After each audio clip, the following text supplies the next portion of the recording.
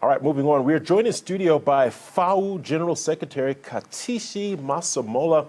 Katishi Masemola, thank you for joining us. Thank you for taking time out to talk to us about the illicit tobacco trade. Now, first and foremost, tax evasion, I'm sure you would agree with me, is at the root of this matter, is the center of illicit trade.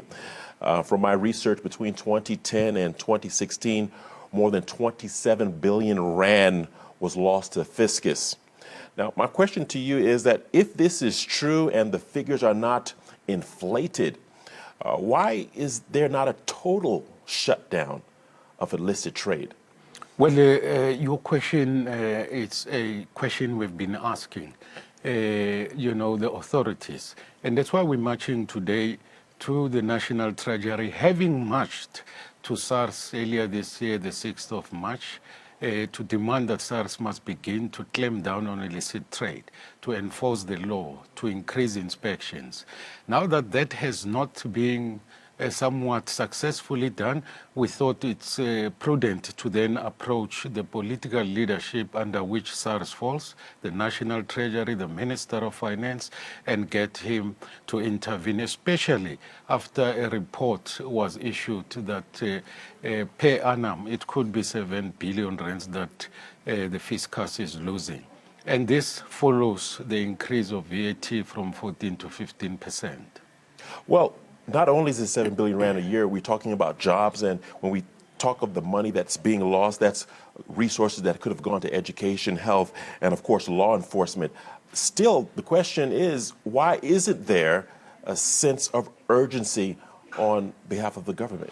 Yeah, and in fact, today's march, it's about injecting that sense of urgency, because we can't allow the situation to continue where illegal operators are allowed to not pay tax, are continuing to evade tax, yet the fiscus needs such a resource. By the way, the issue of health also comes in, because the cigarettes are cheaply priced, 10 rand a pack, 50 cents a stick. It means the population of smokers has been increasing rather than declining. Okay, let's cut to the chase. Tax is a very serious issue.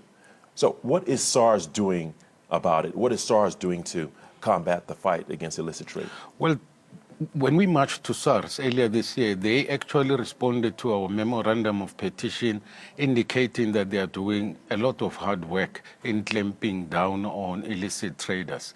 But we don't think that they are doing as much as they could do. And that's why we calling on the minister to basically intervene, increase funding, build capacity of SARS, build individual capabilities of officers in SARS, and begin to do the work of clamping down. Well, from my research, SARS, according to TISA, SARS has done nothing between 2014 and 2017. Why is that?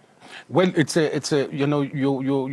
guess is as good as mine. We also, in the memorandum, are going to call for the minister to explain why is this thing, why there's no success in the work that SARS is undertaking.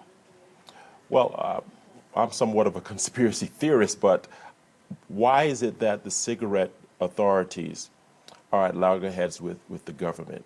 We know there are certain proposed bills that are out there, and the cigarette companies aren't happy with that. So when you somewhat sit and really think about it, it seems that the government is not really on the side of cigarette and tobacco industry. To that, you say what? Well, there is a separate process where amendments to the current Tobacco Act are being proposed. We are interacting with that process. We agree with some of the provisions. We don't agree with some of the provisions. Because those that are draconian, we believe they should not see the light of the day.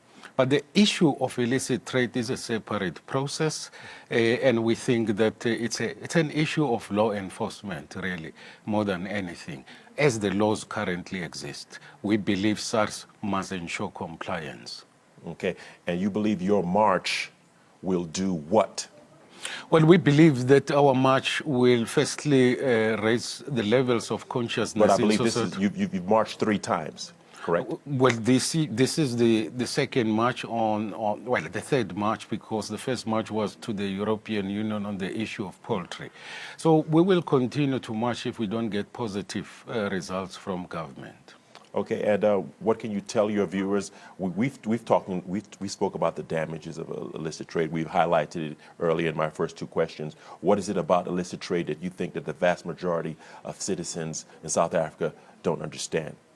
Well, they don't understand that there are real people, real faces behind job losses. And that's why, our hashtag campaign reveals or reflects the real stories of people who are likely to lose jobs. But secondly, with the rise of illegally manufactured and illicitly traded cigarettes and other products, the health of our nation is at stake. And lastly, the loss of revenue to the fiscus. Yet we need this for social infrastructure by way of health and schools facilities. We need it for economic infrastructure by way of roads and other facilities.